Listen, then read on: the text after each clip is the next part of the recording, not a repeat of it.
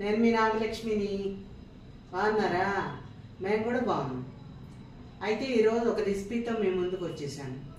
రాగి పిండితో ఇడ్లీ, రాగి పిండితో దోశ, ఆ రెండిటితో మీ ముందుకు వచ్చేసాను. అది ఎలాగండి అంటే, ఒక గ్లాసుడు మినపప్పు నానపోసుకోండి. ఎంత కావాలంటే అంత. ఇంత మినపప్పు నానపోసుకోండి టీ గ్లాస్తో. తర్వాత అది రాత్రిపూట నానబెట్టేసి ఫ్రిడ్జ్లో పెట్టేసేయండి, చల్లగా ఉంటుంది. అది రుబ్బేటప్పుడు పెద్ద గ్రైండర్లో వేయక్కర్లేదు, మామూలుగా మిక్సీలో వేసేసుకుంటే చాలు.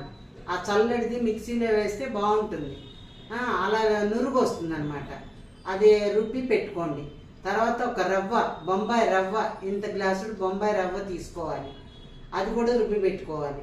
తర్వాత అటుకులు ముందే గ్రైండ్ చేసి పెట్టుకోవాలి, తడపకుండా ముందే గ్రైండ్ చేసి పెట్టుకోవాలి అటుకులు. ఆ మూడు కలిపి గ్రైండ్ చేసేసి ఇంత సోడా ఉప్పు వేయాలి. సోడా ఉప్పు వేసేసి బాగా కలపండి.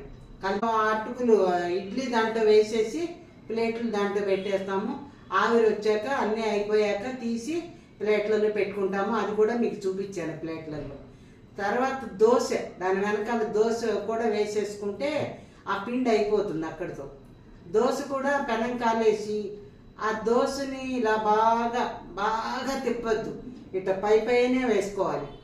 పైన వేసుకొని బాగా కాలాక అప్పుడు తిప్పుకోవాలి. తిప్పుకుంటే బాగుంటుంది.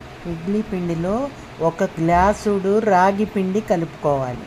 అది రాగుల ఇడ్లీ, రాగి పిండితో ఇడ్లీ అన్నమాట. చూడండి ఎంత బాగున్నాయో చూడండి.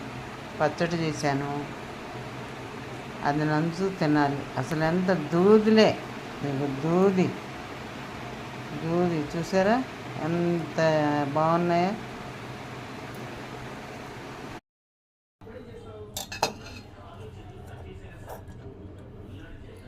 ఇది మిక్సీ గిన్నెలో వేసేసి గ్రైండ్ చేయాలి. ఇడ్లీ ఒకరోజు వేసానండి, దోశ ఒకరోజు వేసాను. ఈ రెండు కలిపి పెట్టాను అనమాట. దోశ మళ్ళీ వేరేగా ఉంటుంది, ఇడ్లీ పచ్చడి వేరే ఉంటుంది, దోశ పచ్చడి వేరే రకంగా ఉంటుంది. అదిగోండి, ఇదేమో గ్రైండ్ చేసిన పిండి. తర్వాత ప్రాసెస్ చెప్తాను. ఇది రాగి దోశ. ఇడ్లీ వేసేసా కదా, మొన్న ఇడ్లీ వేసాను, ఇవాళ రాగి దోశ. రాగి ఇడ్లీ వేసాను, ఇవాళ రాగి దోశ. చూద్దాం, ట్రై చేయండి, అన్ని రకాలు వేసుకుందాము. ఏది నచ్చితే అదే తినేది. అది కొంచెం అలాగా మరీ అక్కర్లేదు. అది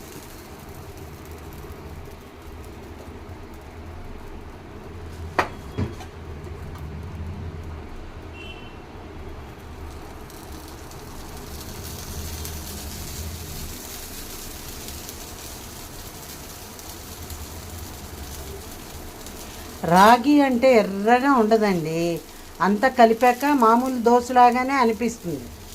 కానీ రాగి పిండి మీరు కూడా కలిపి చూసుకోండి. రాగి పిండి ఒక గ్లాసు కలపాలి. ఆ కలిపేసరికి మనకి రాగి దోశ అని తెలియదు.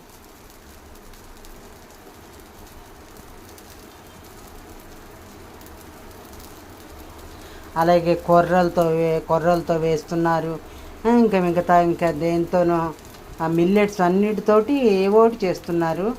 నేను ఇవాళ రాగిది చూపించాను, ఇంకో రోజు మళ్ళీ ఏదైనా చూపిస్తాను.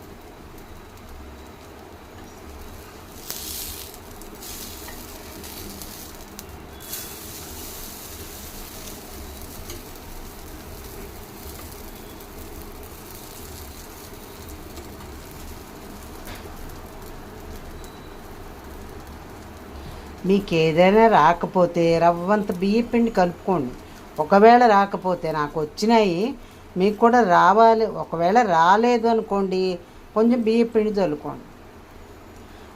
పిండిలో బియ్య పిండి వేస్తే బాగా వస్తాయి. అంటే కరకర రావు, ఇవి మెత్తగానే వస్తాయి.